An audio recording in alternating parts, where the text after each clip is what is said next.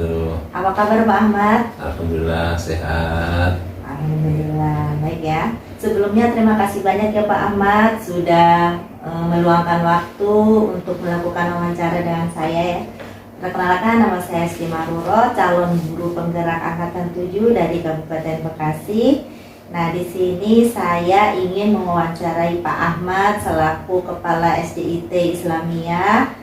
Di sini saya ingin mewawancarai Bapak tentang pengalaman Bapak, terutama dalam pengambilan keputusan di sekolah Bapak di SDIT Islamiyah, terutama yang berkaitan dengan kasus-kasus dilema etika. Baik Pak, bisa kita mulai Pak? Ya, bisa. Oke. Yang pertama, selama ini bagaimana Bapak dapat mengidentifikasi kasus-kasus yang merupakan dilema etika atau bujukan moral? Ya. Bismillahirrahmanirrahim. Jadi dalam sebuah organisasi yang dimana situ berkumpul berbagai macam orang yang semuanya punya idealisme, pastinya kejadian-kejadian dilema etika ini sering terjadi gitu. Bagaimana cara kita melihatnya? Sebenarnya kan kita bergaul dengan orang-orang ini sudah lama gitu. Jadi akan ketahuan ketika muncul sikap yang tidak seperti biasanya. Pasti kita jadi curiga dan nantinya kita mencari tahu ada apa sebenarnya kok bersikap lain. Nah, seperti itu. Jadi kita mungkin bisa melihat dari gelagat-gelagat yang ditunjukkan oleh orang-orang di sekitar kita. Seperti itu. Melihat dari sikap-sikap yang ditunjukkan oleh orang-orang sekitar ya Pak ya. Oke, selama ini bagaimana nih Bapak menjalankan pengambilan keputusan di sekolah Bapak nih, terutama untuk kasus-kasus di mana ada dua kepentingan yang sama-sama benar atau sama-sama mengandung nilai kebajikan? Ya, ini seringkali terjadi dan kadang-kadang memang membuat perhitungan ini harus tepat gitu ya, karena memang dua-duanya mengandung kebaikan. Oleh karena itu yang kita ambil adalah mana yang paling terpenting dulu didulukan gitu. Bukan ditolak salah satu, tetapi didahulukan yang mana dulu dan mana yang penting dulu, itu mana yang urgent dulu gitu ya. Dan pastinya dengan memberikan pengertian kepada pihak satunya bahwa bukan salah atau benar, tetapi penting mana dulu, urgent mana dulu, seperti itu. Jadi kepentingan yang mana dulu gitu yang ya? urgent dulu gitu, Iya. bukan benar salah, karena semuanya adalah mengandung kebaikan. Terutama untuk kepentingan bersama gitu ya Pak ya. Oke. Kemudian langkah-langkah atau prosedur seperti apa nih yang biasa Bapak lakukan selama ini? Jadi di sini karena memang banyak orang-orang pinter dan apalagi banyak ibu-ibunya, pasti apa-apa itu dengan hati ya, dengan perasaan. Oleh karena itu ketika muncul hal-hal yang tidak wajar, maka kami coba untuk cari solusi. Setelah kita tahu permasalahannya, coba kita ngobrol hati ke hati dulu. Setelah mungkin dua-duanya paham, baru kita pertemukan, kita cari solusi bersama. Walaupun sebenarnya keputusan sudah ada, tapi agar merasa tidak dianaktirikan atau dianggap lebih baik, kita bicarakan ini loh kenapa begini, karena begitu gitu, sehingga walaupun tidak menerima 100%, minimal mengerti alasan kita. Gitu. Harus memperhatikan hati dengan perasaan ya, gitu perasaan, ya. gitu. Oke, berikutnya hal-hal apa saja nih yang selama ini Bapak anggap efektif dalam pengambilan keputusan pada kasus-kasus dilema etika? Nah, jadi kalau dibilang memenuhi kebutuhan seluruh orang nggak bisa gitu ya, tapi minimal ketika kita banyak mengobrol ya dan banyak meminta saran, bukan saran tapi menggali kira-kira kalau begini akhirnya begini dari beberapa orang gitu ya, itu insya Allah nanti efeknya itu kecil gitu. Tapi kalau kita berpikir dari cara pandang sudut kita sendiri gitu, yang menurut kita ini yang paling bagus dulu, ini yang urgent dulu, tanpa meminta pertimbangan beberapa orang, walaupun tidak resmi ya, memintanya mungkin dalam ngobrol, dalam apa, maka itu insya Allah itu lebih efektif ya, untuk berarti bisa diterima oleh kedua belah pihak, seperti itu.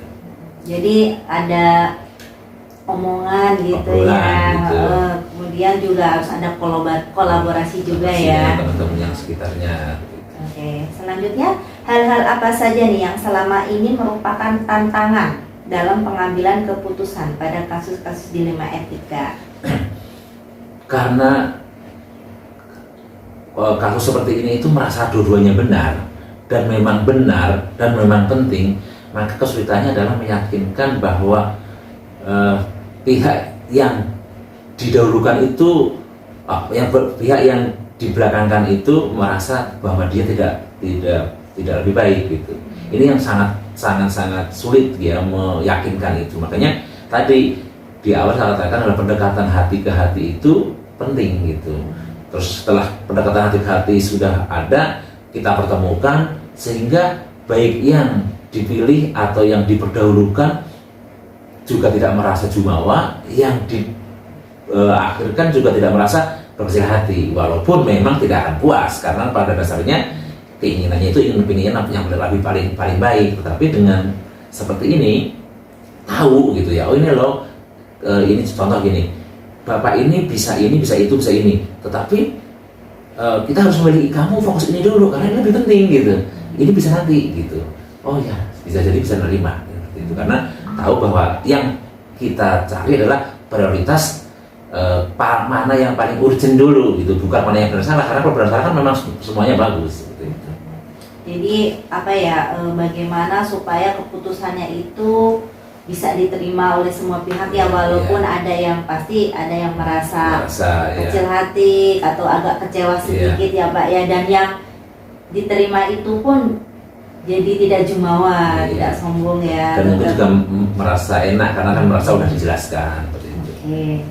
Nah, apakah selama ini Bapak memiliki sebuah tata cara atau jadwal tertentu dalam sebuah penyelesaian kasus dilema etika?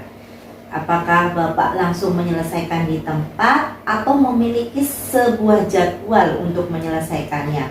Nah, kira-kira bentuk atau prosedur seperti apa nih yang Bapak jalankan? Untuk menyelesaikan hal seperti ini memang fleksibel ya, tergantung apa masalahnya. Yang pertama, yang kedua siapa gitu. Karena dengan masalah yang berbeda pasti penanganannya juga berbeda. Ada kalanya ada sesuatu yang harus segera, hari itu juga harus kita segera selesaikan.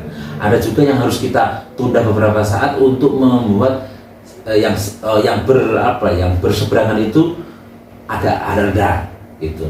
Terus juga siapa orangnya, ini orang tipe bagaimana, apakah tipe orang yang bisa menerima keputusan dengan berpikir setelahnya, atau orang yang ketika dilarang tanpa alasan terus menereda. Oleh karena itu fleksibel, kita tidak punya, tapi minimal dalam 1 minggu sekali di hari Sabtu itu coba kita selesaikan gitu. Kita tunggulah minimal itu karena kita memang Senin sampai Jumat itu aktivitas dengan anak, maka di hari Minggu Sabtu itulah biasanya kita coba selesaikan gitu ya.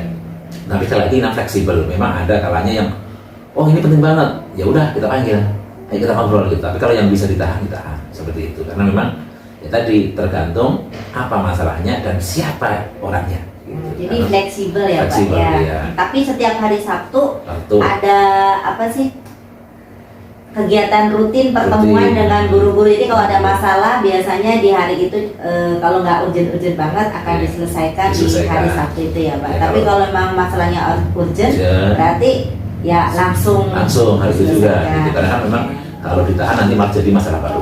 Iya. Oke. Selanjutnya, adakah seseorang atau faktor-faktor apa yang selama ini mempermudah atau membantu Bapak dalam pengambilan keputusan dalam kasus-kasus dilema etika? Ya, pasti ada ya, pasti dan harus, bukan pasti ada, pasti harus dan harus ada gitu. Karena tadi sesuatu permasalahan kalau tidak dari sudut pandang satu arah, maka nanti hasilnya mungkin memuaskan satu pihak, tidak memuaskan satu pihak lainnya. Oleh karena itu dalam hal seperti ini saya tidak malu untuk mengorek keterangan, meminta pendapat dari anak buah karena solusi tidak harus dari atasan. Tapi yang paling penting, karena kami di sekolah swasta, kami juga punya dewan di atas manajemen. Disitulah kami ngobrol, apalagi mereka orang-orang pendidikan, sehingga bisa diberikan solusi. Walaupun tidak semua solusi itu harus dari atas gitu. Kadang-kadang apa yang kita dapat dari bawah kita bawa ke atas, di atas dibicarakan, nah kita ketemu di situ gitu. Jadi nanti bisa dilihat dari sudut pandang manapun. Walaupun saya yakin tidak mungkin bisa memuaskan seluruh pihak gitu, tapi minimal mengurangi orang yang kecewa seperti itu. Jadi melibatkan guru dan juga yayasan ya, karena swasta ya, swasta. Baiklah, dari semua hal yang telah disampaikan nih, kira-kira pembelajaran apa yang dapat Bapak petik dari pengalaman Bapak mengambil keputusan dilema etika? Jadi gini, jadi kita harus sadari bahwa di lapangan itu ada kadang-kadang 2 hal atau 3 hal yang sama-sama baik, sama-sama benar, sama-sama penting gitu. Tetapi kita harus bisa memilih dan mendahulukan yang mana itu tanpa menyakiti pihak yang lain seperti itu. Nah, di sini harus ada yang saya petik adalah bahwa kita harus bisa melihat atau memandang dari seluruh sudut bawahan, sudut pelaksana maupun sudut atasan maupun masyarakat. Nah, di sini kita bisa lihat bahwa kita tidak bisa sendiri, kita harus berkolaborasi, mendengarkan semua masukan walaupun tidak diambil dari salah satu tapi dari semuanya. Berarti ya intinya tidak ada kita yang mampu untuk maju sendiri, itu tidak ada. Jadi butuh orang lain, butuh masukan orang lain, tetapi tetap butuh ketegasan dari seorang pemimpin untuk memutuskan. Karena kalau tidak gitu nanti bingung gitu. Tapi ketika sudah meramu dari seluruh yang kita dengar, kita putuskan, insya Allah ini yang paling sedikit mudaratnya, seperti itu. Jadi intinya tetap sebagai seorang pemimpin kita harus tegas ya Pak ya, tapi dalam penyelesaiannya tentu kita tetap harus berkolaborasi dengan berbagai pihak dan juga keputusannya pasti untuk kepentingan bersama. Begitu ya Pak. Baiklah Bapak, terima kasih banyak untuk sharing pengalamannya dalam pengambilan keputusan yang mengandung nilai-nilai kebajikan ya Pak ya. Semoga bermanfaat bagi saya terutama sebagai CGP dan juga semoga SDIT Islamiyah semakin maju ya Pak ya. Amin, amin, amin. Terima kasih banyak juga untuk waktunya telah melakukan wawancara dengan saya. Saya sampaikan terima kasih banyak Pak. Dan saya tutup. Wassalamualaikum warahmatullahi wabarakatuh. Waalaikumsalam warahmatullahi wabarakatuh.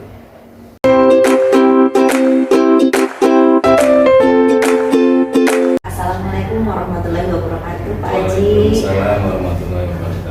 Apa kabar nih Pak Haji? Alhamdulillah sehat. Bismillah, gimana sehat juga kan? Alhamdulillah sehat. Sebelumnya terima kasih banyak Pak Haji yang sudah meluangkan waktunya untuk melakukan wawancara dengan saya. Jadi ini berkenaan dengan tugas CGW saya untuk mewawancarai kepala sekolah berhubungan dengan pengambilan keputusan di sekolah Bapak yang Bapak pimpin, terutama untuk kasus-kasus yang berhubungan dengan dilema etika. Bisa kita mulai Pak Haji? Bisa sekarang. Oke, baik. Yang pertama adalah selama ini bagaimana nih Pak Haji dapat mengidentifikasi kasus-kasus yang merupakan dilema etika atau bujukan moral?